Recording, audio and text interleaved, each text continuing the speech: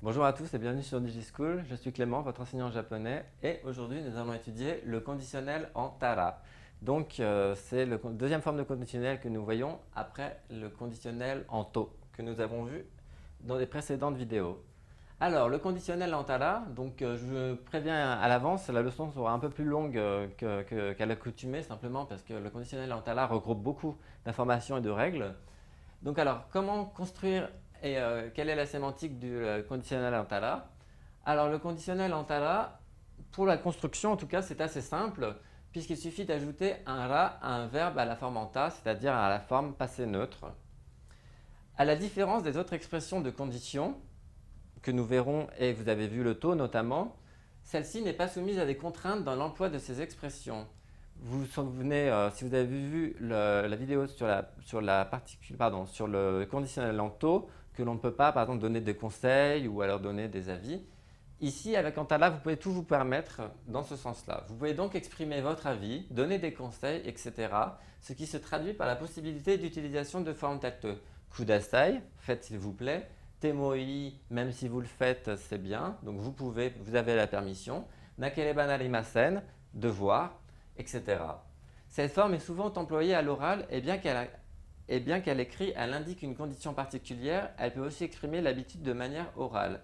Uniquement orale, à la place du to, vous pouvez la remplacer par tara. Seulement, à l'écrit, ça sera to.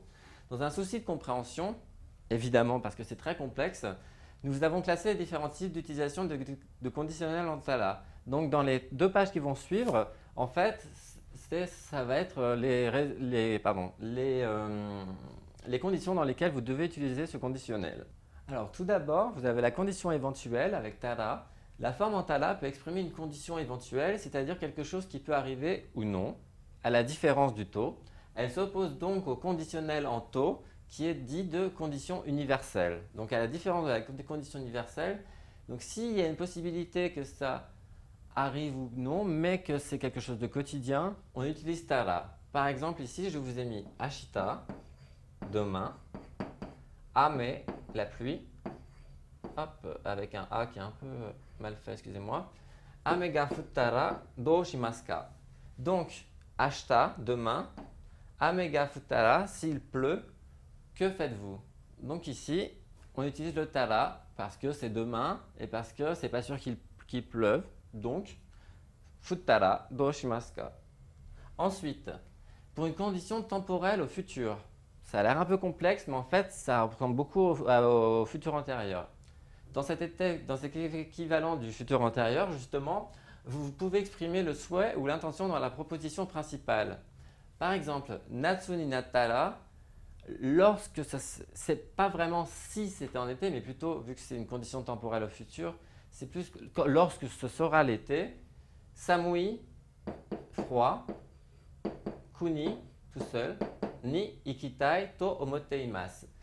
Lorsque ça sera l'été, je souhaiterais ikitai to omotte imasu. Alors, on verra plus tard, mais lorsque on met en to omotte imasu au lieu de to omotte imasu, c'est une intention plus forte, notamment avec le tai. Donc, lorsque ce sera l'été, je souhaiterais aller dans un pays froid. Ensuite, vous pouvez aussi utiliser le conditionnel en tara pour une condition temporelle au passé. Notons d'abord que dans ce cas présent, vous pouvez aussi utiliser les conditionnels en to. Donc dans ce cas, vous pouvez utiliser soit le to, soit le tara. En fait, le tara, vous allez remarquer, on peut l'utiliser à la place d'autres conditionnels, ce qui n'est pas le cas inverse en fait. Cette forme signifie qu'il y a une surprise, une découverte dans la proposition principale. Vous vous rappelez qu'on avait dit que le to, c'était aussi à la forme littéraire passée. Par exemple, vous pouvez l'utiliser. Par exemple, ici, vous avez heya, la pièce, no denki, denki, l'électricité, o tsuketara, donc là, c'est pas si, mais c'est comme le to, c'est lorsque. Donc, lorsque j'ai allumé la lumière de la chambre, mushi, un insecte, ga, nigeru, fuir, no, la nominalisation de koto, ga, mieta, mieta, pouvoir voir. Donc en fait, lorsque j'ai allumé la lumière de ma chambre, j'ai pu voir un insecte en train de fuir. Et donc, dans ces deux cas, on aurait pu utiliser tara ou à l'écrit to, parce qu'il y a un sentiment de surprise. Et il reste encore une condition non remplie. Cette forme complexe exprime une condition non remplie, évidemment. Par exemple, Anotoki Yamada-san to, donc Toki à cette époque. Yamada-san, c'est un nom propre. To kekkon. Kekkon, c'est le mariage, donc se marier. Kekkon shite itara. Alors, à cette époque, si j'avais épousé Yamada-san, watashi no jinsei. Bon, c'est pas très clair, mais c'est un C. Watashi no jinsei wa motto tanoshikatta daro. Donc en fait, la personne dit, dans la condition non remplie, si j'avais épousé Yamada-san, peut-être, parce qu'il y a le daro, mais c'est quand même un peut-être, vous avez vu comme le déchaud, donc à 70, 75, voire 80%. Watashi no jinsei wa motto tanoshikatta so. Ma vie aurait peut-être été plus amusante. Donc en fait, si à cette époque j'avais épousé Monsieur Yamada, ma vie aurait peut-être été plus amusante. Pardon. Là, je pense par contre que c'est plutôt si j'avais épousé Madame Yamada, parce que le dalo est quand même plus masculin que féminin. Mais après, c'est vrai que les genres ne sont pas spécifiés en japonais.